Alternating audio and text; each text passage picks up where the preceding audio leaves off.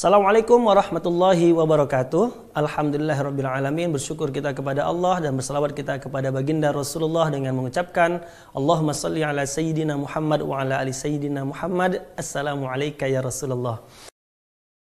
Dalam pandangan Imam Ghazali, menikahi wanita membawa beban moral, sosial, dan agama yang besar. Namun, di tengah arus zaman, larangan ini seringkali dilanggar. Mari kita telusuri pandangan Imam Ghazali tentang perkawinan dalam video ini. Imam Ghazali memperingatkan umatnya tentang bahaya menikahi wanita dengan berbagai latar belakang yang tidak sesuai. Menurutnya, hal ini dapat merusak keberkahan pernikahan dan keharmonisan keluarga. 1. Larangan menikahi wanita dengan moral yang meragukan. Kutipan dari karya-karya Imam Ghazali yang menekankan pentingnya moralitas dalam memilih pasangan hidup. Contoh-contoh kasus di mana moralitas seseorang dipertanyakan dan dampaknya terhadap keberkahan pernikahan. 2. Larangan menikahi wanita dengan status sosial yang tidak sesuai. Pandangan Imam Ghazali tentang pentingnya kesesuaian status sosial antara suami dan istri. Contoh-contoh kasus di mana perbedaan status sosial membawa konflik dalam pernikahan. 3. Larangan menikahi wanita dengan perbedaan agama. Imam Abu Hanifah berpesan untuk para pemuda, janganlah engkau terburu-buru menikah, kecuali setelah engkau tahu bahwasanya engkau sudah mampu untuk bertanggung jawab memenuhi seluruh kebutuhan istrimu.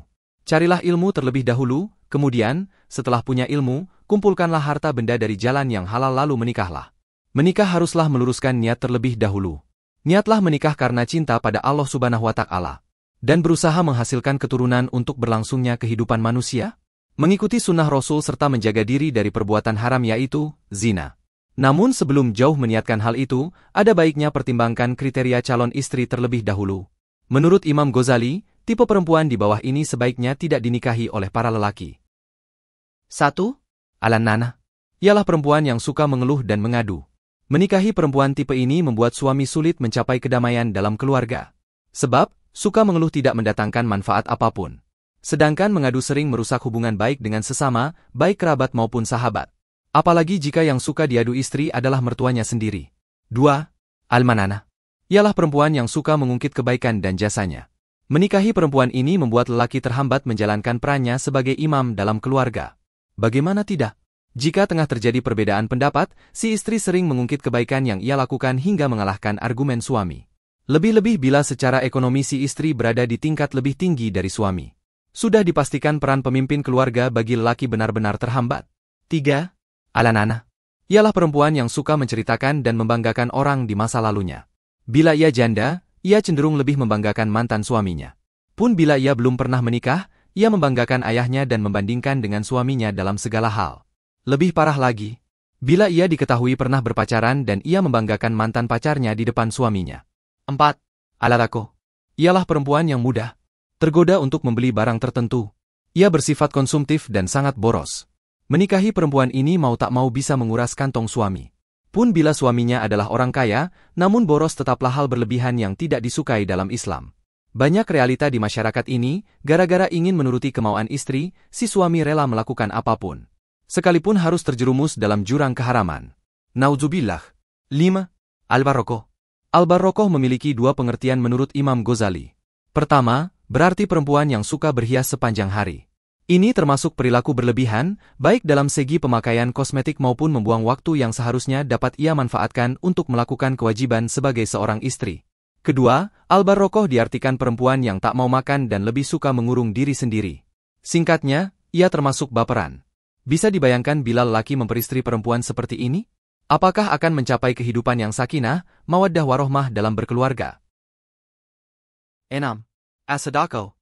Ia adalah perempuan yang suka nyinyir dan banyak bicara. Segala hal dalam diri suami bisa ia komentari, bukan komentar membangun namun justru menjatuhkan dan tidak bermanfaat. Jika sudah begini, semakin mempersulit keadaan suami karena apapun itu akan jadi sasaran empuk komentar pedas si istri. Setelah mengetahui hal di atas, janganlah para calon suami mempersulit diri karena khawatir salah memilih istri. Pastilah Allah Subhanahu wa Ta'ala telah menentukan yang terbaik untuk hambanya. Dia mengaruniakan pasangan yang kuat menghadapi sifat dan karakter masing-masing. Rasulullah bersabda, barang siapa bersabar atas buruknya budi pekerti istrinya, Allah Subhanahu wa Ta'ala akan berikan pahala seperti pahala yang diberikan pada Nabi Ayub alaihi salam. Dan barang siapa yang bersabar atas buruknya budi pekerti suaminya, maka Allah Subhanahu wa Ta'ala akan berikan pahala seperti pahala Aisyah istri Fir'aun. Jika memang sudah siap lahir, batin dan mental, segeralah menikah. Dalam video ini, kita telah menjelajahi pandangan Imam Ghazali tentang pernikahan dan bagaimana kadang-kadang larangannya dilanggar dalam masyarakat. Dan bagi wanita semua, mari kita hindari semua yang telah dijelaskan Imam Ghazali. Di dalam video kali ini, niscaya engkau akan disayang Allah dan tentunya akan dirindukan oleh para lelaki ataupun suami. Semoga kita dapat mengambil pelajaran berharga dari ajarannya dan mengaplikasikannya dalam kehidupan kita sehari-hari.